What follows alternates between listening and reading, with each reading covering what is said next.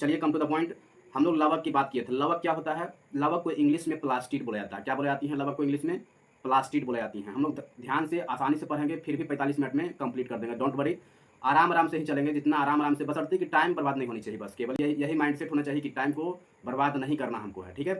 तो चलिए, लवक जो है, लवक को इंग्लिश में प्लास्टिड बोलते हैं। ये हम ऑलरेडी क्लास ले चुके थे, तो हम ज़्यादा इस पर समय नहीं देंगे। यह पादपों का सबसे बड़ा कोशिकांग होती हैं। यह केवल पादप में ही पाया जाता है। याद रखिएगा, प्लास्टिड जो होता है वो केवल प्लांट में ही पाई जाती हैं, जंतुओं में नहीं पाया जाता है। ये बात आपको ध्यान रखना है। लवक 3 तरह के बताए थे, प्लास्टिड 3 तरह से बताए थे। पहला बताए थे क्लोरोप्लास्ट, दूसरा बताए थे ल्यूकोप्लास्ट, और तीसरा बताए थे क्रोमोप्लास्ट। क्लियर है? क्लोरोप्लास्ट, ल्यूकोप्लास्ट और क्रोमोप्लास्ट। It's clear? 3 तरह के बताए थे हम प्लास्टिड। कौन कौन? क्लोरोप्लास्ट, ल्यूकोप्लास्ट और क्रोमोप्लास्ट।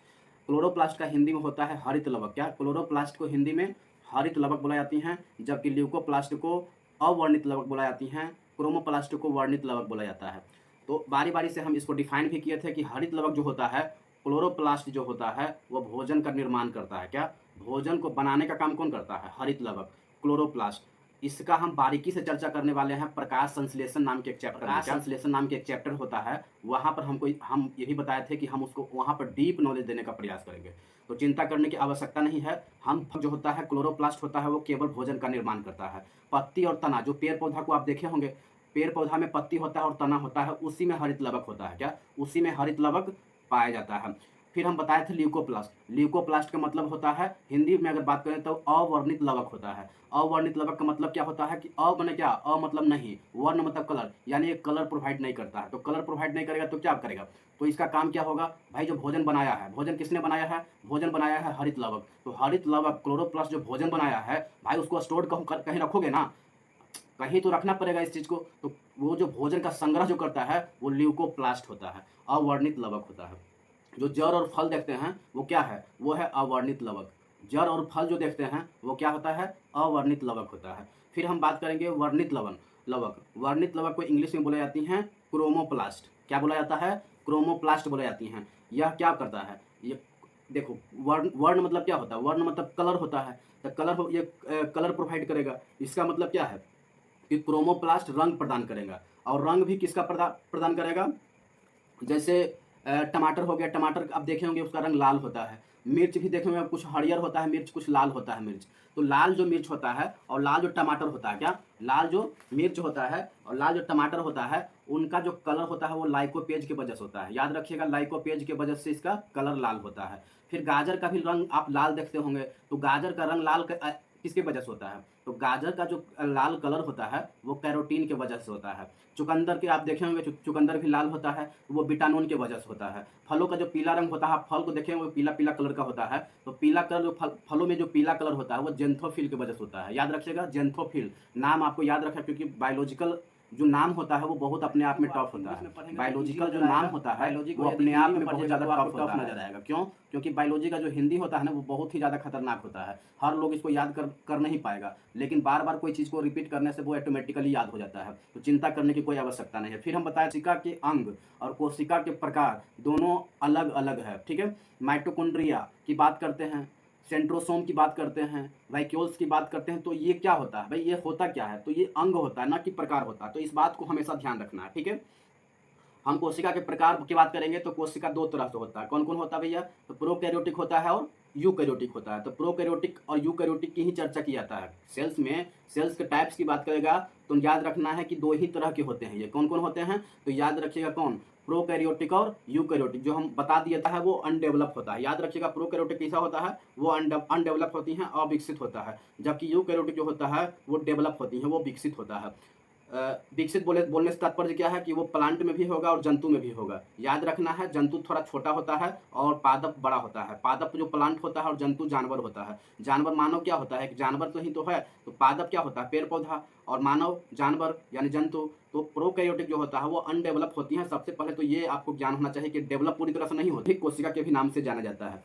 इसमें कोशिका झिल्ली होती हैं और राइबोसोम होता है। राइबोसोम भी कौन वाला, तो 70S वाला राइबोसोम होती हैं। 80S वाला राइबोसोम इसमें नहीं होती हैं, जंतु वाला में होता है। यूकैरियोटिक जो होती हैं पूरी तरह से विकसित होता है, कोशिका के सभी अंग इसमें पाए जाती हैं। इनमें 80S राइबोसोम भी होती हैं। पादप कोशिकाओं का आकार की बात करेंगे तो वो चकोर होता है, जबकि इसके अंदर की सबसे बड़ा जो अंग होता है वो प्लास्टिड होता है, जो हम अभी जस्ट बताए थे।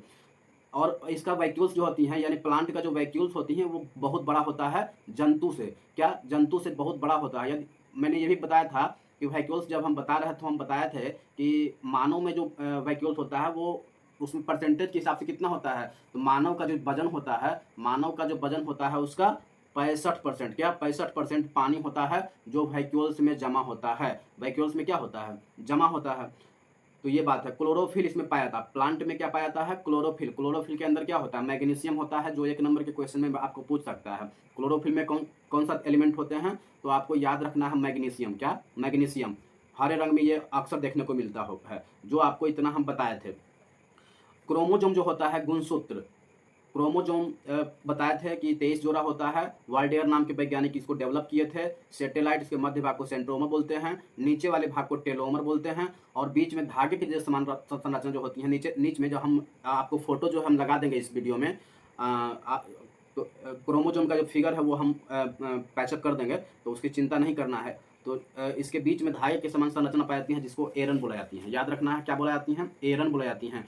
क्रोमोजोम होता कहाँ है, तो क्रोमोजोम होता है केंद्रक के अंदर। क्या, केंद्रक के अंदर क्रोमोजोम होती हैं।